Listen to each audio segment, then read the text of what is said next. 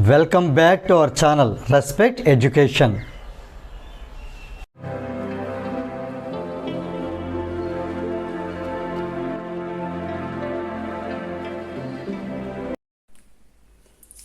ఈ వీడియోలో మనం ఎక్సర్సైజ్ 11Bలో క్వశ్చన్ నెంబర్ 12 ఎలా సాల్వ్ చేయాలో నేర్చుకోబోతున్నాం.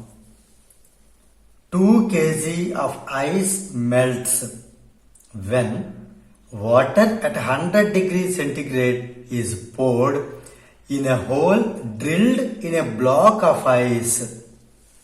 What mass of water was used? Given specific heat capacity of water is 4200 joule per kg Kelvin. Specific latent heat of ice is 336 into 10 power 3 joule per kg. ఈ question meaning ఏంటి అంటే, ఒక ice black ఉంది, దీన్ని ఒక whole drill చేసి, ఇలా ఒక హోల్ ఒకటి డ్రిల్ చేసి, దీంట్లో మనం ఈ హోల్లోని 100 డిగ్రీ సెంటిగ్రేడ్ అంటే చాలా హాట్గా ఉండే వాటర్ను మనం అందులో పోయడం జరిగింది. వాటర్ అట్ 100 డిగ్రీ సెల్సియస్ అంటే చాలా వేడిగా ఉన్న నీళ్ళు పోయడం జరిగింది. అప్పుడు ఏమవుతుంది, వెంటనే ఇలా ఐస్ ఇలా మెల్ట్ అవుతుంది. ఈ మెల్ట్ అయినటువంటి ఐస్ ఇది ఎంత అంటే 2 kg, 2 కిలోగ్రామ్ ఐస్ మెల్ట్ అయింది. ఈ 2 kg మెల్ట్ అయ్యేంత వరకు ఎంత వాటర్ అనేది మనం ఇందులో పోయాల్సి ఉంటుంది. 2 kg ఐస్ మనకి బయటికి అవుట్పుట్ గా రావాలి అంటే, 2 kg ఐస్ మెల్ట్ అయిపోయి in the form of water రావాలి అంటే, ఇదేమైస్ మెల్టెడ్ ఐస్ మెల్టెడ్ రావాలి అంటే మనం ఎంత వాటర్ని మనం యూజ్ చేయాల్సి ఉంటుంది. ఇది క్వశ్చన్. ఇది మనం ఏం చేద్దాం అంటే, ఎర్లర్ ప్రాబ్లం లాగా నోన్ డేటా కింద రాసుకున్నాం. చూడండి, ఇప్పుడు ఇక్కడ అబ్జర్వ్ చేయండి. ఫస్ట్ ఐస్ ఎంత 2 kg, టెంపరేచర్ మనకు తెలుసు 0 డిగ్రీ సెంటిగ్రేడ్ దగ్గర ఉంటుంది. ఇది మెల్ట్ అయితే ఏమవుతుంది, వాటర్ అవుతుంది. ఎంత క్వాంటిటీ, 2 kg ఐస్ తీసుకుంటే 2 kg వాటర్ అవుతుంది. ఇక్కడ దీని టెంపరేచర్ కూడా 0 డిగ్రీ సెల్సియస్. ఇది ఐస్లో జరిగే ప్రాసెస్. క్లియర్? ఇప్పుడు ఇట్ని చూద్దాం. ఇక్కడ వాటర్ ఎంత ఉంది ఇనీషియల్గా, water at 100 degree centigrade, 100 degree Celsius. ఎంత వాటర్ మనకు తెలియదు. Let us take some x kg water అనుకుందాం. ఇదేమవుతుంది, వాటర్ దీని టెంపరేచర్ తగ్గి బై లూజింగ్ హీట్ లాస్ట్ వల్ల ఇది 0 డిగ్రీ వస్తుంది. x kg తీసుకుంటే x kg వాటర్ ఉంటుంది. క్లియర్? ఇప్పుడు మనకి ఇందులోని ఇక్కడ ఐస్ అనేది హీట్ గెయిన్ చేయడం వల్ల ఇక్కడ హీట్ ఎనర్జీ అంతా Q1 అందాం. వాటర్ అనేది హీట్ లూజ్ అవడం వల్ల ఇలా వస్తుంది, ఇది Q2 అందాం. క్లియర్? ఇక్కడ ఏంటిది, హీట్ గెయిన్డ్ బై ఐస్. ఇది హీట్ లాస్ట్ ఎవరి వల్ల, బై వాటర్ లూజ్ అయిపోయిన హీట్ ఇది.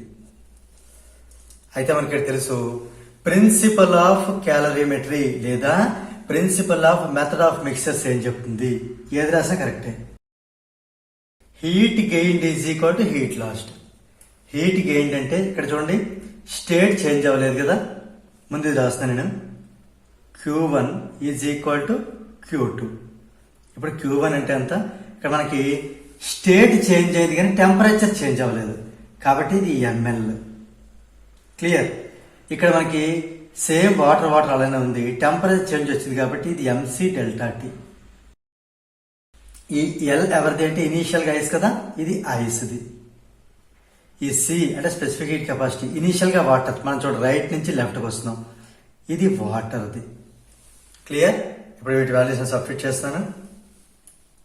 m ఇంటూ L, m అంటే 2 kg, సో 2 ఇంటూ L. ఇక్కడ మనకి specific heat capacity of water దీన్ని CW అంటాం, స్పెసిఫిక్ లేటెంట్ హీట్ దీన్ని L అంటాం. సో L అంటే ఇది రాద్దాం, 336 into 10 power 3.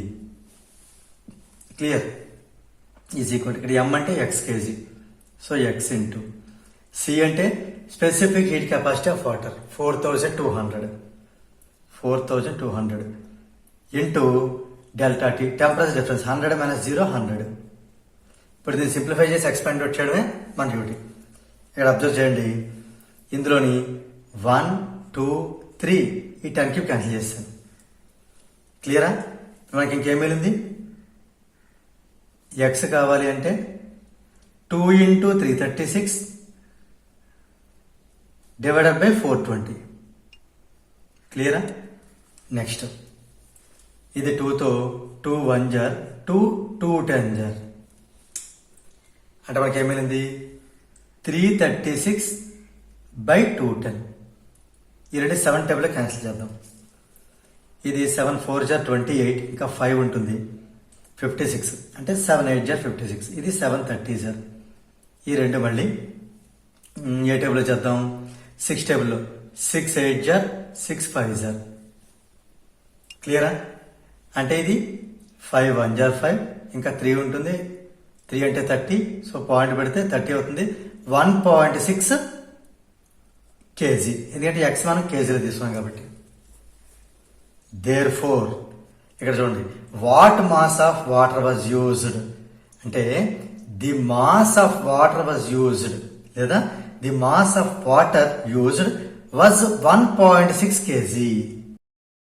దీంతో మనకి ఈ క్వశ్చన్ నెంబర్ 12 అనేది కంప్లీట్ అయింది. If you feel this video is helpful to you, please like, share and subscribe our channel. And please do not forget to press the bell button so that you will get the notifications from our channel. Thank you very much.